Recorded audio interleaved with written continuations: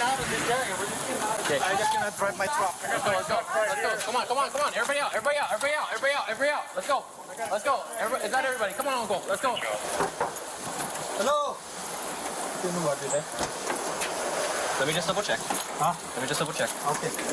Don't go open the door. Hello, police department. Okay. If there's anybody in here, evacuate. Wait, where are you going? My apartment is right here. I gotta get my daughter. Huh? My apartment is right there. I don't know how you're gonna get that side.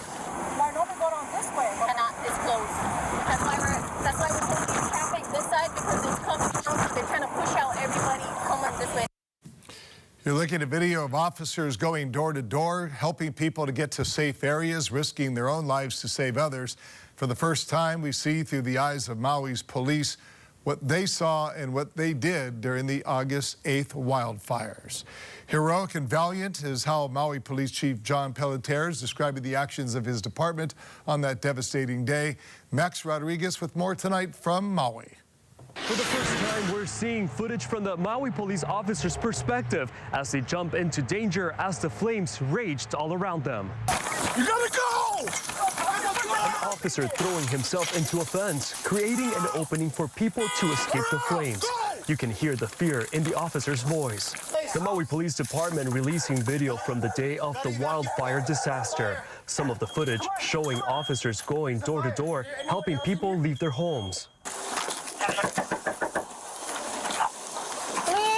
I have an individual who responded the next day, and he did not know if his wife and two small kids were okay, but he went out and he responded because it was the right thing to do.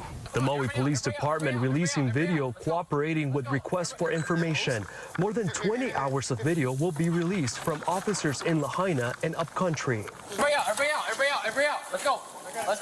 Is that everybody? You saw people right after 3 o'clock making announcements to evacuate.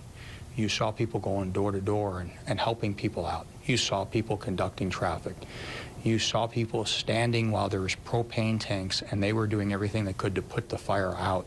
Chief John Pelletier says he hopes the videos show the real response from officers.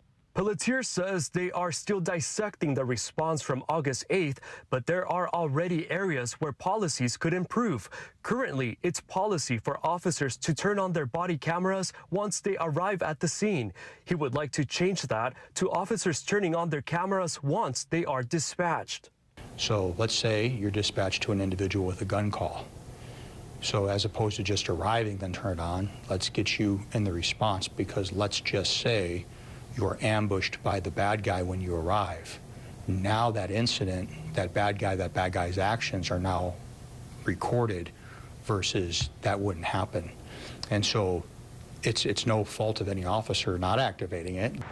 Chief Pelletier says the department plans on releasing a preliminary after-action report at the start of next year, but says a full detailed report could take up to a couple of years to be released. Reporting from Maui, Max Rodriguez, KHON2 News, working for Hawaii. Max, thank you. The police union says the videos show officers doing what they're trained to do, which is help people and save lives. They say the first-person perspective of the officers' cameras showed they did whatever they could to get people out of harm's way.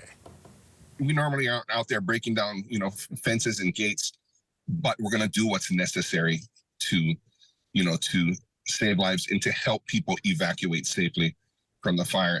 I personally know every single police officer that was out there working that day. And I know for a fact not one of them would ever do anything to put anyone in harm's way. They would never send someone in the wrong direction, and never impede someone from evacuating an emergency. He adds many officers are still struggling with their own recovery after losing their own homes, friends, or even personal loved ones.